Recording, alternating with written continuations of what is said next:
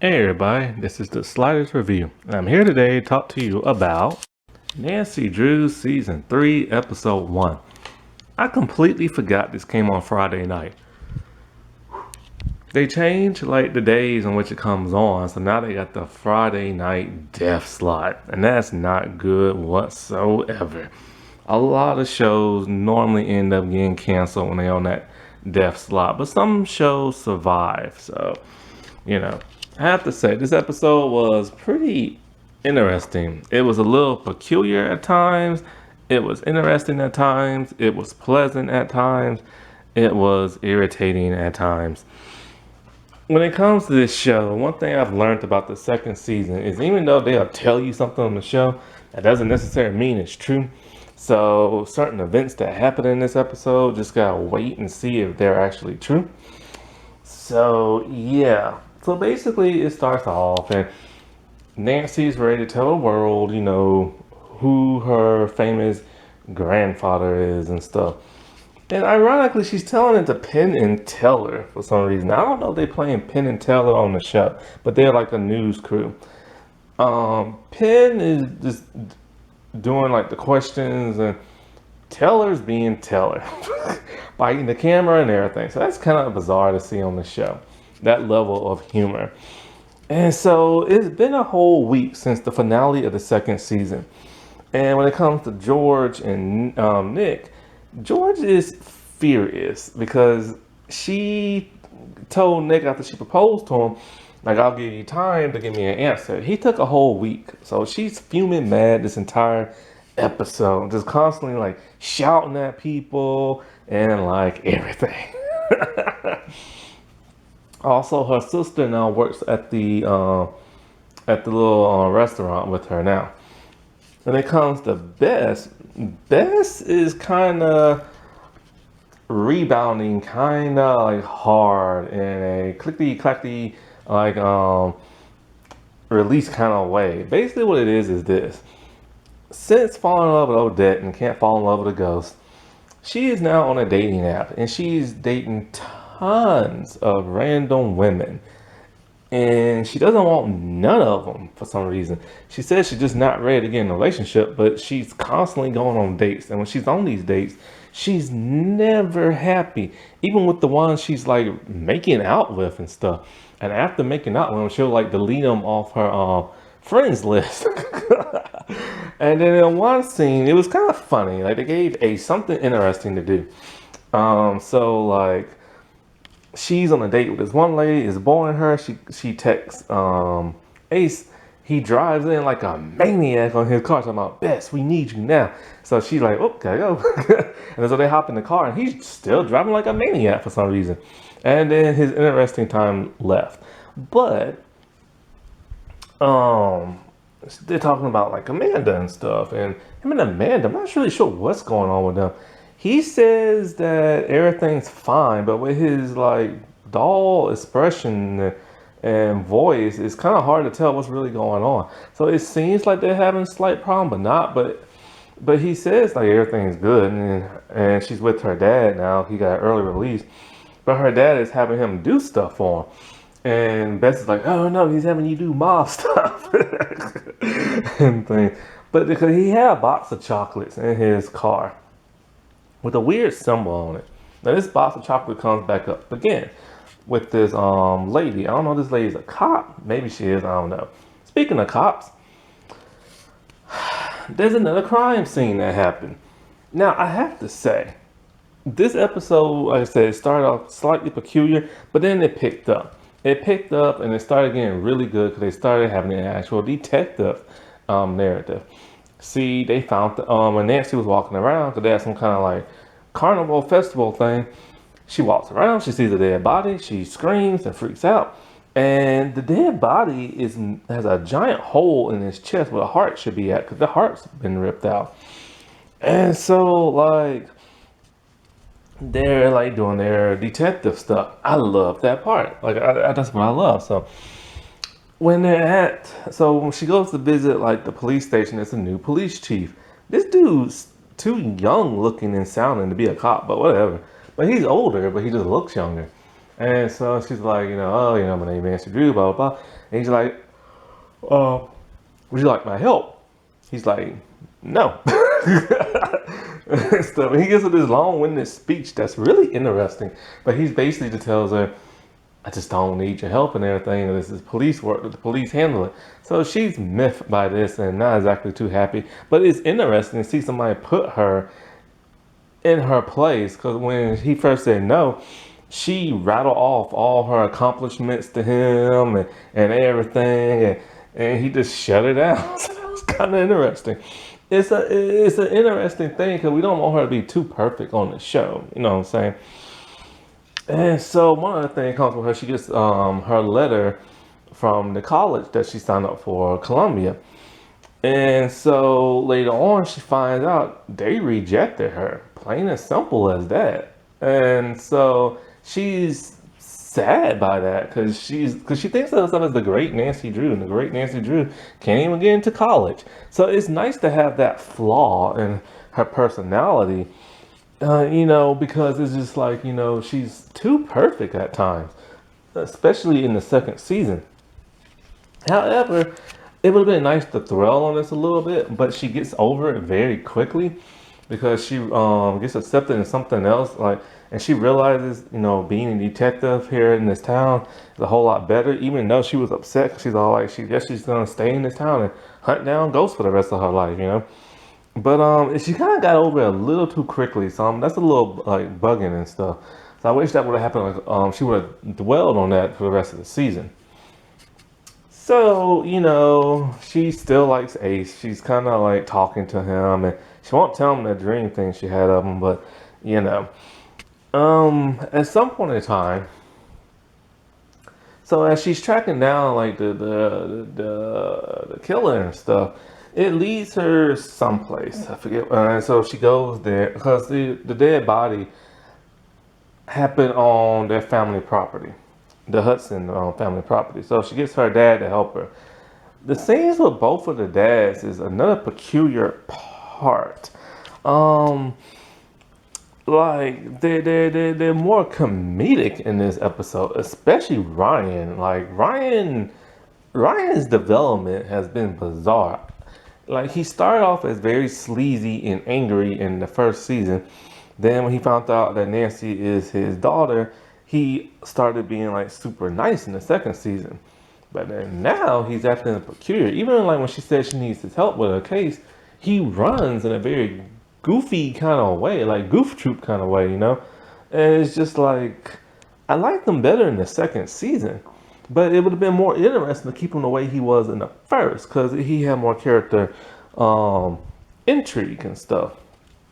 As for like her other dad, like that lady, I think she's like a detective. She came with him to talk about one of his clients because she found something.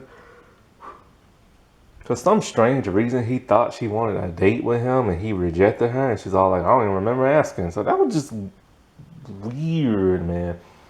Now, I forget. Something happens where something spooky happens and supposed to be knock at Nancy's door.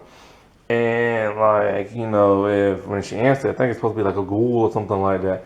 Every time there's a knock on the door, they have like a baseball bat ready for it. It's just like a weird, peculiar scene, but it's interesting comedy that kind of lightens the show up a little bit, but it's kind of weird and a little out of place because this show is not really known for doing like comedy. But at some point in time, they are led to this old mausoleum, castle-y looking place, and there they find Tempest. See, the killer's been leaving all these notes behind. Like they'll write like in the, on like a wall and in paint, and they have a very stylized type of handwriting that's very distinct. Well, it leads them from one place to another, and then they track the dude down, and they find out that this guy has been living out in the woods in a tent, and he has like a family tree of the entire Hudson family and all kind of other stuff. He's been tracking them for some reason, and he also stole Ryan's watch. So they're trying to figure out who this dead dude is and why is he tracking them down. Well, like I said before, it leads them to Tempest. And she reveals herself, of course, to Nancy. But she already did that last season in that letter. But Nancy's like, oh my God, how are you here? You're supposed to be trapped in blah, blah, blah, blah. But she revealed herself in the season finale, so I don't know how they forgot. So anyway, I remember when I watched the trailer for this season a couple of weeks ago, and it didn't look all that interesting, like at all. So I've been worried about this season because of the whole witch thing and all this other stuff. And I couldn't tell in the trailer if like Tempest is like good or evil or not. And in this season, I kind of still can't tell. Like she talks to them in a very cutesy kind of way, and it's just like if she's evil, she sure is being really nice and everything. And so she's all like, so Nancy don't want nothing to do with it, but she's like, but hey, let's play a game. And then she reads all their tarot cards. She tells them when it comes to Nancy's group that what is it? One something about the demise of others will betray I say one will have like what is it? One will betray a true love. One will lose their heart. The other one will wreak havoc on town. The other one will forsake a dearest. And the other one will fulfill their destiny, and the others will fall. And it's like something about demise. I can't remember what happened with that one. And so the group is just kind of wondering, who's gonna get which like premonition type thing. Now, we all know from the last seasons that whenever something evil supposed or bad is supposed to happen to the group, they always solve it. Nobody ever dies. One of the oh, my bad, I'm so tired. One of like the second season premiere, somebody was supposed to die, and George still died, but she came back to life just after she died, and so it doesn't really matter. So I don't know why they're doing this same formula again of saying, oh, something bad is going to happen, and this is going to happen, because they're going to solve it to where nothing bad happens. And so like. And she's trying to fit in because of all of this now. She's not really, she's still looking for the killer. But it's like she's not really doing no more detective work because everything else is like happening. And so it's like that's kind of like dragged me out of it a little bit because it's kind of like I wanted them to focus more on who's ripping people's hearts out. And so as she's reading, like they have like Tempest, Grimoire, which is like a spell of books for witches. And sorry about that, battery died. So anyway, they're looking at the Grimoire and they're trying to piece together like the handwriting of Tempest to the handwriting of the killer, and they see that it does not match. Now, at some point in time, Nancy sees like a letter that's written by like one of the killers, and she starts to use her memory, and she remembers she's seen this specific type of handwriting before. See, early in the episode, I have not mentioned this yet, they were a group of like college guys, and they brought a cat into the restaurant, and Georgie told them, told Nancy to tell them that you can't have a cat in here, and it's like the school mascot. It's like these football players. And so the dudes are just being total jerks and stuff. So she remembers that, hey, it's their handwriting. So early in the episode, she calls the police, and the police goes and talks to the three guys, and they confess, and they said it was their friend's handwriting and stuff, the one who had the cat. So they're now looking for him. And so then later on in the episode, this is when her and the cop were like trying to one up each other. So also in this episode, Nick finally gives Georgie an answer. And he has all his friends go to this like warehouse, and they have all these like decorations, and all her sisters are there. And he gets on one knee with the ring, and he said, yes, it's always been yes. I've always loved you. Okay, now here's something that's interesting. In between seasons, not much time passes, right? He started dating her halfway into the first season. So, for the most part, he's only been dating Georgie for a couple of months. maybe close to a year at the most, and already he's like madly in love with her and talking about it's always been you. He must be forgetting that he used to date Nancy back in the day. So anyway, I assumed he was gonna propose and everything, and in a way he kind of does, in a way he kind of doesn't. And so I'm just like myself, okay, they still can't let this dude propose because it's the CW. But in a way, it's a very touching scene. However, the part with Nick, I didn't feel no real emotion with him acting wise when he was telling Georgie all this. I felt more emotion when she was talking to her sisters and they were saying how like they love her and stuff, and how like grandpa says ducks are like eternal and they love each other forever and stuff like that. I got more emotions from them than I did from him. So it's just kind of like I need to see a little bit more of him when he talking about like he loves her and stuff like he did in last season. Last season I could feel it, but right here I couldn't and stuff. And so like with the cat, we later on see Tempest later on that night, and she has the cat dissecting it. She pulls out his heart. She squeezes the blood out of it. It hits like a map, and the map is going all different directions. So I'm just kind of like, okay, is she really the one killing those people, and why? Or is it just a misdirection? This show does that a lot. So can't really tell until like the next couple of episodes. But all in all, like I said, it was a pretty okay episode. It wasn't like great.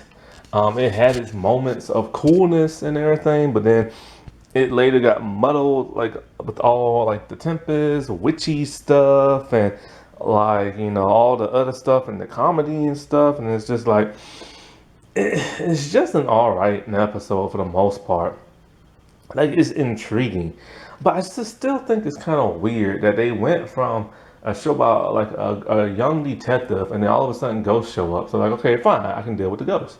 But then second season is like a monster of the week thing, and now there's witches and stuff, and it's just like and magic, and it's just like this network already has Charmed. Why do you need another supernatural type thing? Like, I don't get that.